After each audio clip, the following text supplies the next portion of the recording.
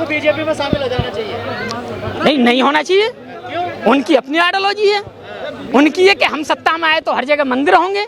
हम नहीं चाहते हर जगह मंदिर होंगे, क्योंकि मंदिर हमेशा अवैध जगह में होता है। मंदिर हर जगह गलत नीति फैलाता है। किसी मूर्ख ने कह दिया कि मजहब नहीं सिखाता आपस में बैर रखना।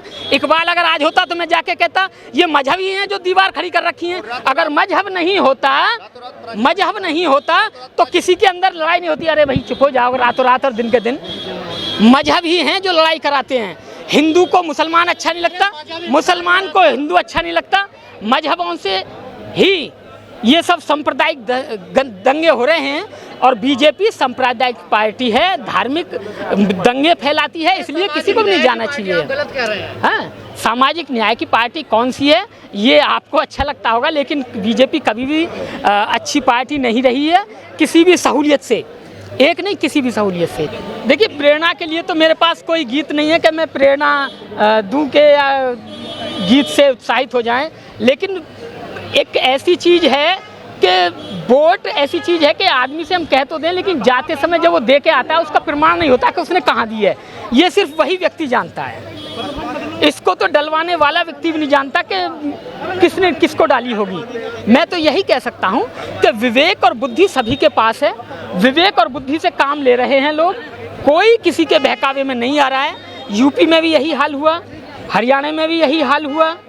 ये सब लोगों ने अपनी बुद्धि विवेक से काम लिया। चुनाव से पहले अक्सर हम देखते हैं, चाहे उत्तर प्रदेश में चुनाव, हरियाणा में चुनाव, पंजाब में चुनाव, बसपा पार्टी के तमाम नेता पहले से ही पोस्ट करने लग जाते हैं कि हम 30 से ज़्यादा सीटें जीतेंगे, 50 से ज़्यादा सीटें जीतेंगे, लेकिन परिणाम होता है आज बहन जी को कम से कम 4 आदमी आधे घंटे का टाइम लेना चाहिए था कि एक माइक देके भाई बीच में, भाई तुम खड़े हो जाओ, कहाँ से आए हो, भाई तुम्हारे यहाँ सब ठीक है, कोई परेशानी है, कोई सुझाव दो। 2 मिनट में, 2 मिनट से ज्यादा बोले तो माइक ले लो।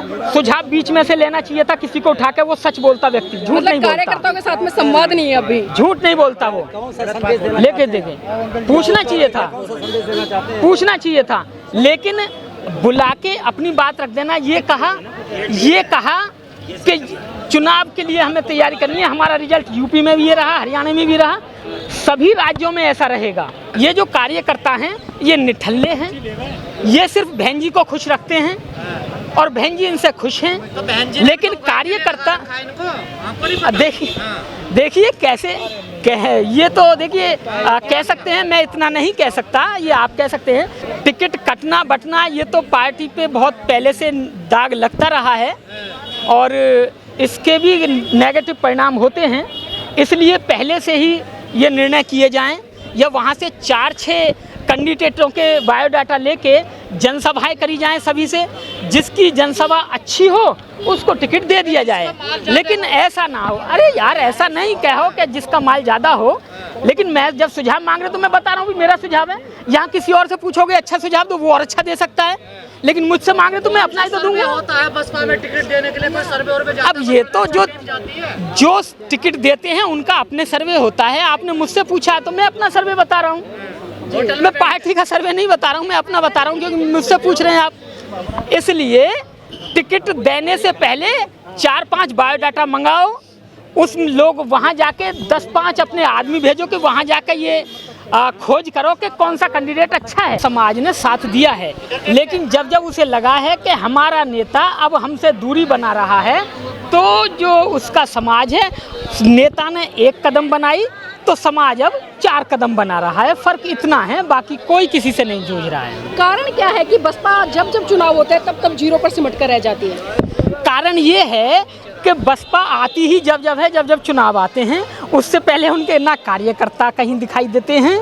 बस अपना 4-6 लोग मीटिंग करते हैं, उन्हीं की फोटो डाली और फिर बाद में वो चिकन मटन की पार्टी चलती है, उससे नीचे चलती नहीं है। मैं कब एलिगेशन लगा रहा हूँ?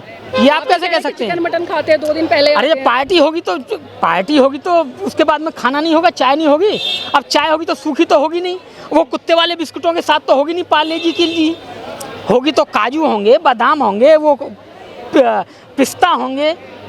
और फिर खाने की बात आएगी तो खाने में वो दाल, और वो तो मसूर की दाल तो होगी नहीं मरीजों वाली, चिकन होगा।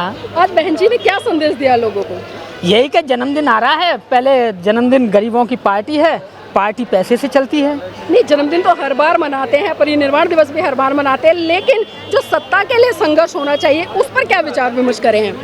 उसके लिए यही है कि जन्मदिन पे पैसा जितना ज़्यादा पैसा पार्टी के पास आएगा पार्टी उतनी ऊंची चलेगी। मतलब पैसे से चुनाव लड़ेंगे, पैसे से चुनाव जीतेंगे। पैसा चुनाव फ्री में लड़ा जाता है।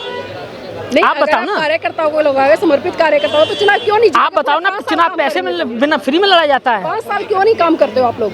अरे जब 1 साल में काम हो सकता है तो 5 साल जरूरी है काम करना। आपने देखा है कि चाहे कांग्रेस हो, भारतीय जनता पार्टी हो, लगातार वो फील्ड में रहते हैं, सुबह उनकी शाखाएं लग जाती हैं, लगातार उनके कार्यकर्ता डोर टू डोर करते, पन्ना प्रमुख बनाते हैं, लेकिन आप जैसे लोग या बहुजन समाज पार्टी के लोग काम क्यों नहीं कर पा रहे? कारण क्या है? बीजेपी सांपनाथ है, कांग्रेस नागनाथ है, वो अपना काम कर रहे हैं, उन्हें करने दो। लेकिन हम 1 साल में और जन्मदिन मना के हम जीत सकते हैं, हमें भरोसा है, तो हम उस पर काम करेंगे। देखिए, बसपा के लोग कांग्रेस और भाजपा पर एक तरह से एलिगेशन लगाते हैं कि एक सांपना का एक नाथ है, लेकिन आप लोग इस पे काम क्यों नहीं कर रहे? क्यों नहीं लोगों को जगा रहे हो घर घर जाकर? मैं क्यों जगाऊं? नहीं, क्या आपकी ड्यूटी नहीं है? मैंने धम का ठेका ले रखा है, धम के लिए जगाऊंगा। मतलब राजनीति जरूरत नहीं है? राजनीति नहीं, मेरे लिए राजनीति जरूरत नहीं है। बिना सत्ता में आप अपने हक अधिकार सुरक्षित कर सकते हो? बाबा साहब ने कहा था जो एनिहिलेशन ऑफ कास्ट में कि जब तक किसी भी समाज की सामाजिक और धार्मिक जड़ें मजबूत नहीं होती हैं वो समाज कभी भी हुक्मरान नहीं बन सकता। बाबा साहब डॉक्टर अंबेडकर उसमें एग्जाम्पल दे रहे हैं। और जिस व्यक्ति ने ये किताब 3 बार पढ़ी, यानी काशीराम जी ने 3 बार पढ़ी कहते हैं वो, और वो बदल गए, उन्होंने यहाँ तक ला दिया, तो छुटभइये जो हैं ये बिना पढ़े ही कह रहे हैं कि सत्ता आएगी तो हम धर्म स्थापित करेंगे। काशीराम जी ने एक बुक पढ़ी और परिवर्तन कर दिया, 4 बार उत्तर प्रदेश में मुख्यमंत्री बन गए। लेकिन आज हम देख रहे हैं कि तमाम ऐसे लोग हैं जो धर्म के क्षेत्र में भी काम कर रहे हैं, बड़े बड़े आयोजन भी करते हैं, बड़े बड़े सेमिनार भी लगाते हैं, और ऐसे लोग हैं जो बौद्ध धर्म की दीक्षा भी दिलाते। तो क्या बात है, सामाजिक काम भी हो रहा है और धार्मिक काम भी हो रहा है, फिर भी सत्ता से दूर क्यों? जो धार्मिक काम कर रहे हैं वो इसलिए दूर हैं कि वो ये नहीं कह रहे कि तुम्हें वोट कहाँ देना है, और वो ठीक है अपनी जगह। नहीं, क्या उनकी ड्यूटी नहीं बनती है कि उनकी ड्यूटी बिल्कुल नहीं बनती है। जब राजनीतिक सत्ता में होते हैं तो कौन सी राजनीतिक पार्टी ने, या मैं ये भी कह रहा हूँ बसपा पार्टी ने, कौन से सामाजिक संगठन को, सामाजिक संगठन में अगर बाबा साहब के संगठन, चलो ये तो और संगठन तो मेरे तुम्हारे बनाए हो सकते हैं क्योंकि तुम्हारा भी संगठन है मेरा भी संगठन है, बाबा साहब के संगठन से क्या कभी कहा भारतीय बौद्ध महासभा के लोगों को बुला के, क्या समता सैनिक दल को बुला के ये कहा कि तुम क्या कर रहे हो भाई, हम सब मिलकर काम करेंगे और देश में हुक्मरान बनेंगे? नहीं, यही तो मैं जानना चाहती हूँ। आपने कहा कि जो बौद्ध धर्म के गुरु हैं वो कभी भी किसको वोट करें, वो जब तो चमचागिरी कर रहे हैं क्योंकि उन्हें आदेश नहीं मिला, उनकी ठुकाई पिटाई नहीं हुई। उनकी ठुकाई पिटाई कौन करेगा? उनकी ठुकाई पिटाई भी तो तुम ही करोगे। जब तुम्हारा बच्चा नालायक निकल जाता है तो कौन समझाएगा? पड़ोसी पीटने आएगा, तुम पीटने आओगे? कौन पीटेगा उन्हें? उन्हें सुधारेगा कौन? उनकी गलती कौन बताएगा? भाई तुम्हारे बच्चे हैं, ऐबदार निकल गए तो उन्हें पीटेगा कौन, सुधारेगा कौन, इसकी जिम्मेदारी कौन लेगा? ज्यादा पढ़ लिख ले सब समझदार हो गए अब। अरे पढ़ लिख कर ही समझदार होते हैं, अनपढ़ समझदार का होते हैं, अनपढ़ समझदार भी होते हैं, ऐसा नहीं है। लेकिन समझदारी और पढ़ाई लिखाई दोनों अलग चीज़ हैं। लेकिन सत्ता पर चलना और धार्मिक चलना ये अलग अलग चीज़ हैं। सत्ता पे चलना है, सत्ता पे काबिज होना है तो धर्म का भी संरक्षण लेना पड़ेगा, समाज का भी संरक्षण लेना पड़ेगा।